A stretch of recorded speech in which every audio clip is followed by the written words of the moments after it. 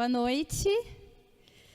Então, para quem não me conhece, eu me chamo Adriele, mas todo mundo me conhece mais como Drica.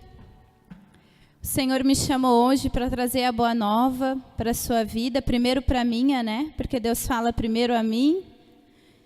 E eu tenho 24 anos, tenho 2 filhas, a Valentina de 3 anos e a Bela de 1 ano. Sou casada há quase 5 anos com o João. Ele toca no ministério, mas para mim estar aqui hoje, ele precisa estar em casa cuidando das gurias, porque está muito frio e elas não têm condições de sair no frio. E participo desse grupo de oração já há 9 anos. Então, toda a minha adolescência e juventude foi no grupo de oração João Paulo II, graças a Deus, né? Hoje nós vamos falar sobre adoração. Adoração com a igreja, adoração ao Senhor. E muitas vezes a gente pensa em adoração e a gente pensa assim, é um tema muito tranquilo, porque todo mundo sabe o que é adoração, né? Todo mundo sabe o que é adoração. Mas na verdade não. Na verdade, é um tema muito profundo.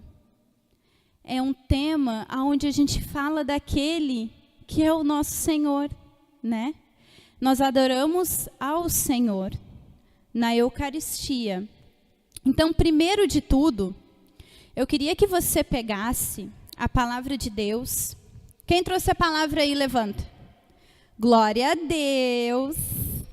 Próximo domingo tem que trazer de novo. E mais pessoas. Deuteronômio 6, versículo 5. Fala assim, amém ou misericórdia? Deuteronômio 6, versículo 5. É só um versículo. Amém?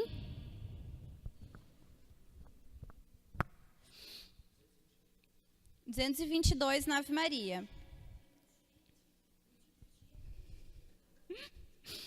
Amém? Amém. Então tá. Amarás o Senhor teu Deus com todo o teu coração, com toda a tua alma e com todas as tuas forças. De novo. Amarás o Senhor teu Deus com todo o teu coração, com toda a tua alma e com todas as tuas forças. Queria que você colocasse agora a mão no seu coração e repetisse comigo essa palavra.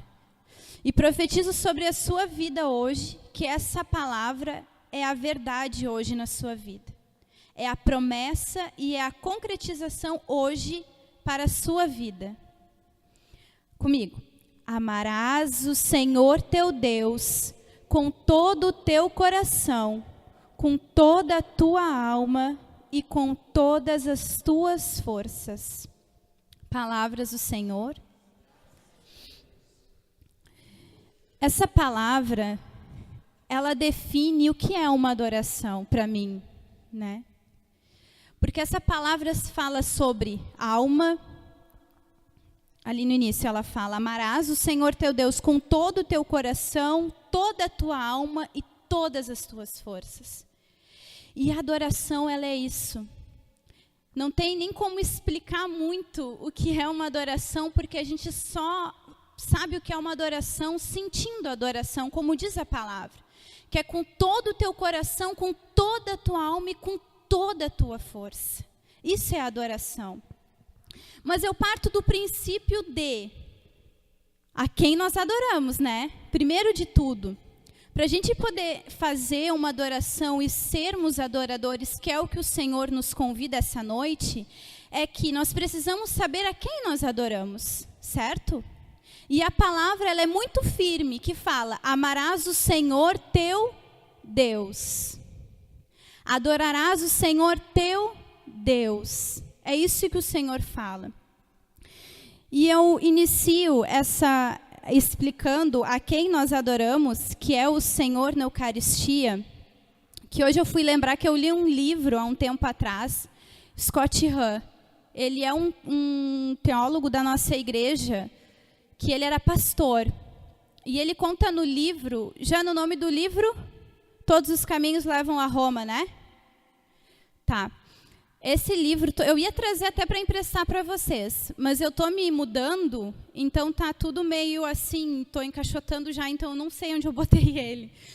E esse livro, ele fala sobre o testemunho do Scott Hahn, que ele veio para a Igreja Católica. E nesse livro, ele fala que ele não era pastor, ele era um perseguidor da Igreja Católica. Ele perseguia a Igreja Católica. Isso era o que ele era. E ele era pastor. Então, ele tinha pavor de católico. Ele tinha pavor. E ele perseguia a Igreja Católica. E por ele perseguir, ele estudava muito. Ele estudava muito a palavra, a Bíblia. E teve um dia que ele estava lendo a palavra.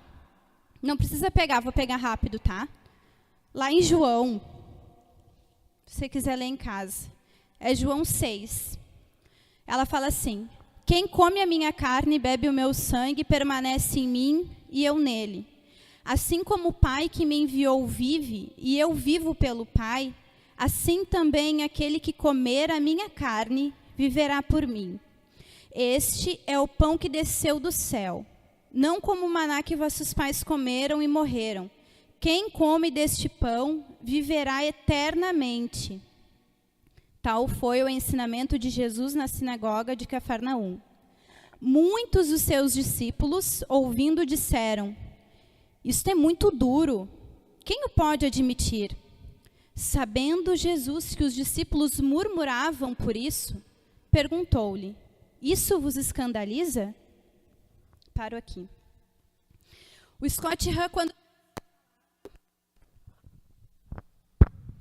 quando leu essa palavra, ele se questionou assim: se é realmente verdade que Jesus fala que é para comer o meu corpo, o meu sangue, eles se escandalizaram, os discípulos se escandalizaram. Por que os discípulos se escandalizaram com aquilo que Jesus disse, que eles iriam comer o próprio corpo e sangue de Jesus, se isso não era realmente para comer o corpo e o sangue de Jesus? Certo? Se isso não fosse realmente como Jesus disse, vocês irão comer o meu corpo e o meu sangue, por que os discípulos iriam se escandalizar com o que Jesus disse? Né? Eles iriam deixar passar. Por que não? Jesus estava só falando uma demonstração, uma coisa que depois lá na frente a gente vai ver, era só uma historinha, uma coisinha, não. Quando Jesus falou, vocês irão comer o meu corpo e o meu sangue, que estará vivo na Eucaristia, quando Jesus falou isso, os discípulos se escandalizavam. Eles começaram a murmurar quando Jesus começou a falar isso. Quando Scott Hahn leu essa palavra, ele percebeu, veio a luz do Espírito Santo e ele percebeu: como pode isso ser verdade se a minha igreja não vive isso? Porque só nós, católicos, adoramos o Senhor na Eucaristia e recebemos Jesus vivo na Eucaristia. E ele, como pastor, como protestante, ele não fazia isso. A igreja dele não faz isso e não faz até hoje, né? É só a nossa que faz isso. E a partir dessa palavra, o Senhor falou com ele ali. E ele começou a questionar coisas sobre a igreja dele e ele viu que não era bem assim. Em que a igreja dele não estava falando a verdade, em que aquilo que ele vivia não era aquilo que o Senhor tinha deixado. E assim ele virou um católico. Hoje ele é um católico, ele faz parte da Renovação Carismática, ele prega o mundo inteiro hoje, falando sobre a história dele, sobre tudo que ele estudou e sobre o católico que ele é hoje. Eu começo a dizer isso por quê? Porque primeiro de tudo, para a gente ser adorador conforme o Senhor nos pede, a gente tem que acreditar de todo o coração e ter a certeza que Jesus está vivo na Santa Eucaristia, que é o próprio corpo e sangue de Jesus que está ali. E nós temos inúmeros testemunhos, né? Temos muitos testemunhos. Eu queria ter tido mais tempo para procurar mais testemunhos para vocês, mas eu não consegui. Sobre a Eucaristia, né? Que teve uma vez, eu não sei, eu não vou saber quem foi, quem é, mas tem um testemunho que diz, né? Que o padre estava consagrando na hora da consagração. E uma pessoa olhou aquilo e ficou questionando, será que é Jesus mesmo? Será que é o corpo e o sangue de Jesus ali? E na mesma hora começou a jorrar sangue da Eucaristia. Então nós temos inúmeros testemunhos disso, né? De que o Senhor está vivo na Santa Eucaristia. Por isso a adoração. Por isso que na palavra diz em que nós precisamos amar o Senhor de todo o nosso coração e de toda a nossa alma. Porque o Senhor está vivo na nossa frente. E eu fico pensando, né, se a gente vivesse a palavra como é, se a gente acreditasse realmente naquilo ali, eu fico pensando... Antigamente, na palavra, conta grandes parábolas, grandes histórias de Jesus. Quando Jesus passava pela multidão, as pessoas se jogavam por Jesus. Né? As pessoas se jogavam. As pessoas tentavam tocar só as vestes de Jesus, que já curava. As vestes do Senhor curava. E é isso que é a adoração. A adoração ao Senhor é tu se ajoelhar. Por que a gente se ajoelha diante do Senhor? A gente se ajoelha porque nós estamos declarando que o Senhor é maior que todas as coisas e nós somos muito pequenos diante dele. Por isso, nós nos ajoelhamos. E tem algumas vezes os padres pregam às vezes para nós e eles falam, tem uma teoria aí, né, que as pessoas fazem, uma nova moda, que as pessoas chegam na frente de Jesus e fazem assim. Não pode. É com o joelho no chão. Joelho no chão. Claro, se a pessoa tem problema, né, óbvio, né, faz aquilo que consegue fazer. Mas é joelho no chão, porque tu está declarando com o teu corpo de que Jesus é maior que todas as coisas. E que tu é muito pequeno diante do Senhor. E acima disso, tu está declarando que Deus é o Senhor da tua vida. De que tu não é nada sem o Senhor. Por isso a adoração. Por isso nós adoramos o Senhor. Porque no ato da adoração, nós estamos declarando isso. Que Deus é maior, que Jesus é maior, que Jesus pode tudo na nossa vida. Agora eu queria também, junto com a adoração, eu queria falar sobre o venerar. Porque a nossa igreja ela é muito julgada por a gente amar tanto os santos, a Virgem Maria, né? E eles falam que a gente adora, né? Mas não, a adoração é só para o Senhor. Os santos, a Virgem Maria, nós veneramos. E eu queria que vocês pensassem comigo assim. Quando nós estamos numa estrada, certo? Nós estamos andando por um lugar onde nós não sabemos aonde fica. Estamos viajando. É tão bom quando a gente vê uma placa, não é? Dizendo assim, a 10 quilômetros você vire à direita para chegar em tal lugar. Ou não sei o que, de tal lugar você vai chegar. A placa, ela não é o fim, certo? Ela não é o fim da nossa trajetória. Mas ela nos ajuda tanto, né?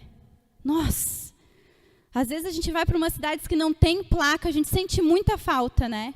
Porque as placas, elas nos ajudam a chegar até o caminho onde queremos. E a Virgem Maria e os santos são exatamente assim. Exatamente assim. Eles não são o fim, mas eles são aqueles em que nos ajudam a chegar até o fim. Então, eles não são a quem nós adoramos, mas eles nos ajudam a adorar aquele que está lá no fim. Quando nós não temos placa, a gente às vezes se perde. A gente se perde.